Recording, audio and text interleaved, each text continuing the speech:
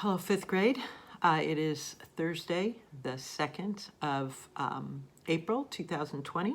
And today we're going to talk in history about the title of a chapter is called An Age of Progress.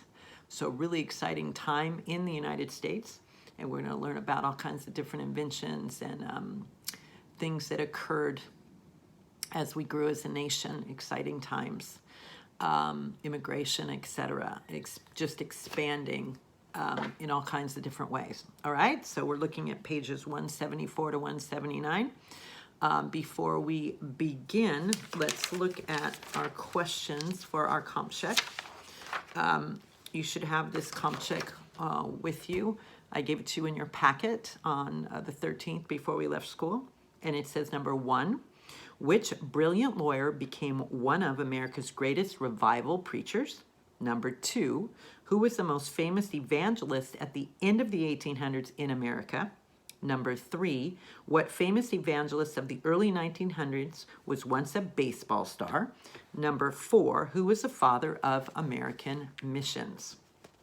So in this first section, we're going to answer those questions. Also, I want to remind you to make sure that you follow your template and you do things in complete sentences, so for better understanding in context and whatnot. Even though we're at home and we're not in the classroom, we're still learning and growing, and we want to do everything to the best of our ability, especially now, okay? So make sure that you're thorough and careful and you're working hard, as your parents are and your teacher is. So let's look at page 174. We see a picture of Wilbur Wright and the Wright brothers. It says, while his brother watches, so there's Orville Wright makes the first successful flight in an airplane, so that's exciting. And Wilbur Wright sitting at the controls. So you can see in your picture the simplicity of that, and yet how sophisticated that was for that time. And think about airplanes now and jets now, fighter jets, everything. It started very simple, and yet it was so incredibly detailed and powerful. And now look what it's become. So we're going to read more about that during the Age of Progress, different inventions, like I said. But we're going to start with the nation growing. So we're beginning chapter 15. A growing nation. I'm on page 175. During the 19th century, our country saw great progress in many areas, including the rapid growth of our population. In 1800, there were over 4 million Americans. In 1870, there were 38 million. So in 70 years, we go from 4 million to 38 million. Incredible. By 1916, there were almost 100 million Americans. Our country's population had multiplied at an amazing rate. Where did all these new Americans come from? Some of them were born here, but many of them were immigrants. An immigrant is a person who leaves his own country to make his home in another country. The United States is truly a country made up of immigrants. From the days of early colonization, people had come to America from Europe for freedom of religion, freedom to work and own land, and freedom from oppressive governments, meaning governments that didn't treat them properly, that held them down, held them back. So an immigrant is a person who leaves his own country to make his home in another country. So some of your parents might be immigrants, some of your grandparents. I know that my grandparents were. And so people came to America from all over the world, okay? And a lot came during this time, between 1800 and 1870. 34 million more Americans came because they started with, at 1800, it was 4. And then we go from 1870 to 1916, almost 100 million Americans. So it kept growing and growing. People came for religious freedom. People came to work and own their own land. And people came to flee from governments that were mistreating them. Okay? As the years passed, the reasons for immigrants coming to America grew. America grew. Immigrants came for the freedoms that America had to offer: the freedom of speech, the press, and religion. And because America was a land of opportunity, some came from poor families where they faced starvation. Many came because they could not own their own homes, businesses, or farms in their own old homeland. If they worked hard, they could. Along with all of these hopes, they wanted an education for their children. In their old homeland, a good education may have been impossible, but in the United States, every child could have a good education. So we see a desperation and a great need and desire to grow and to be free. Just for everything from a good job to an education for your child, to freedom of religion, to the right to speak your mind and write your mind, etc. Because America offered those opportunities. So I'm looking back at page 175 here, and here is folks, immigrants on a boat, and they're coming in to see the Statue of Liberty. And she holds her light high so people could find their way. And it says, millions of immigrants came to America to find freedom and a better life. Okay? So America was booming. It says, these new Americans came from many different countries: Italy, Poland, Russia, Austria-Hungary, China, and Japan. At first, life in America was not easy. Most immigrants did not know how to speak English. They had few possessions and very little money.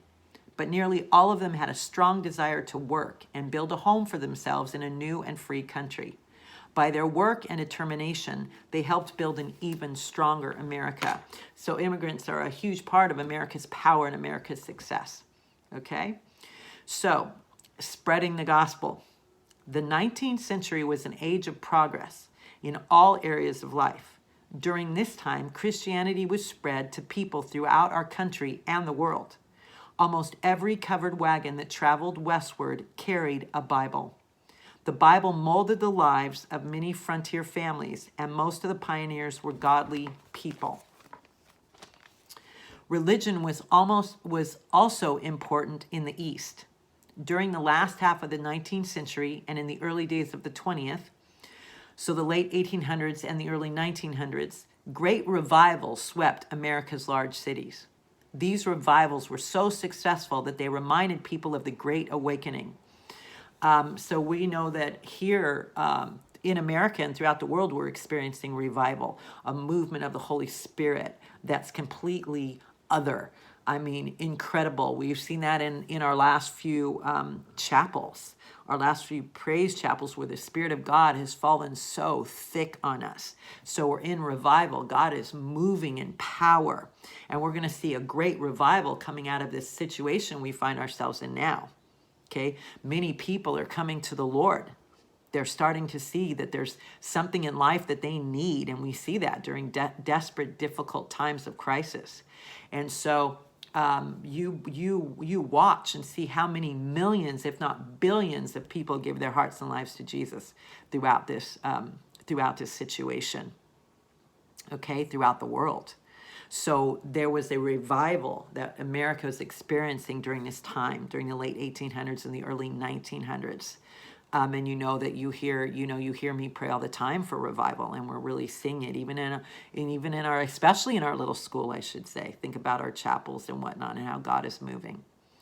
So let's read about some of the powerful revivalists at that time. It says Charles Finney, who lived from 1792 to 1875. He was a brilliant lawyer who became one of America's greatest revival preachers. He had great influence on his day. Usually buildings could not hold the crowds that came to hear him preach. He also brought a revival to London, England. Dwight L. Moody, who lived from 1837 to 1899, was America's most famous evangelist at the end of the 1800s. Moody was a shoe salesman in Massachusetts when he came to know Christ. Soon he was stirred by an urgent desire to share the gospel with as many people as possible. His historic revival services in America and England drew thousands upon thousands of people. He also founded Moody Bible Institute in Chicago. In the early 1900s, Billy Sunday, who lived from 1863 to 1935. That's a cool name, last name to have as a revivalist, Sunday. An evangelist who had once been a famous baseball star, captured America's attention. Sunday's energetic and flamboyant preaching drew great crowds. Some people came because they were concerned about their souls. Others came simply because they were curious. But no matter why people came, they would hear the gospel presented in a clear and simple style before they left, and many were saved. These evangelists did much to mold and shape American life. When Finney, Moody, or Sunday would hold a meeting in a town, the town would experience a genuine change. Saloons and theaters would close. Businessmen found that people became more honest and came in to pay their bills. So let's talk about that for a minute. We see a lawyer, we see a shoe salesman, we see a baseball player, just common, ordinary people who God uses, humble people who God uses to bring great moves of his Holy Spirit. And he's using you. Think about your prayer pal. We didn't get to start with first grade, but think about kindergarten, think about your fourth grade prayer pals, think about the people that you're ministering to during this time, your family members at home, people that grandparents or whatever that you might be FaceTiming or writing letters to or whatnot during this time that you're encouraging and strengthening. God uses, we talked in Bible the other day, a little boy's lunch to feed over 20,000 people potentially, okay? And so we see that God just uses people who have hearts for him. And an evangelist is someone, you've heard this term before, evangelist is someone who spreads the gospel. Okay, you're evangelists, I'm an evangelist. And so they would go from town to town, state to state, preaching, and many people would come, so many that they couldn't even hold them in buildings. They'd be outside straining to listen to what was being said. They were hungry for God. And I love how it says that the whole town would experience change. Everybody, it seemed, would experience change. They were more honest. They were nicer to each other. When it talks about closing down saloons and theaters, saloons are bars, okay, basically. So they would close down these places where people would come in just for the sake of getting drunk. And people didn't want to do that anymore. And so, theaters where maybe they were watching things that were inappropriate. People didn't want to do that anymore. They wanted to draw closer to God, and so the whole town would change. So when we see a great revival in Los Angeles, and there have been several throughout the history of LA, you're going to notice, it's going to be obvious that people are different, and they don't want to do things that they used to do. So we're excited about that, and those days are coming and are here in a lot of ways. One of the reasons, I'm on page 178, God has blessed America is that the people of our land have done much to reach other people around the world through missionary activity. Remember, Jesus tells us, when you give, you will receive 100 times what you've given. So America has been the nation that has sent out the most missionaries. In other words, people to spread the gospel throughout the world. And so God has blessed America because of that. It says changes took place in other lands as missionaries began to go out from America in large numbers during this period. Adoniram Judson, who lived from 1788 to 1850, the father of American missions, was one of the very first people to leave America and go to another country as a missionary. He spent many years preaching to the people of Burma. Other men and women followed in his footsteps and sought to take the gospel, to the uttermost part of the earth. The 19th century was a time when people took Christianity seriously. They responded in large numbers to the preaching of evangelists. Many of those who responded desired to obey the Bible and to let the Bible change their lives and their society. So great were the advances made by Christianity during this time that one history writer called the 19th century the greatest century that Christianity has thus far known. We want the 21st century now to be even greater. So people worth knowing more about. George Lely, missionary pioneer. America's first missionary to a foreign land was George Lely. We don't know when he was born, but we know it was in the 1700s. Why? Because he was born a slave. And we talked before, that they didn't keep track of when slaves were born. And he lived to 1828. He was a freed slave. In 1779, George Lely left America to preach the gospel to the black people of Jamaica. George was born in Virginia and taken to Savannah, Georgia by his master, Henry Sharp. When the people in the Baptist church where Sharp served as a deacon realized how much Lely loved the Lord and witnessed his wonderful ability to explain the scriptures, they ordained him to preach. He was probably the first ordained black preacher in America. Ordained means basically you become an official preacher, okay? You're like ordained to be a preacher, to be a pastor, to have your own church, to minister to people. And so he was probably the first ordained black preacher in America. Lely's master freed him from slavery so he could spend all of his time preaching the gospel. The former slave preached in Georgia throughout the War for Independence. That means the American Revolution. In 1779, he and his follower, Andrew Bryan, founded what may have been America's first black Baptist church in Savannah. That same year, Lely went to Jamaica, hiring himself as an indentured servant to pay his way. He preached in the streets of Kingston, Jamaica, and eventually started Jamaica's first Baptist church, which grew from 4 members to 500 members in 8 years. Lely organized a missionary society in Jamaica that sent 50 Jamaican missionaries to Africa and about 20 Jamaicans to the United States to minister to African Americans. So we see that his ministry just took off.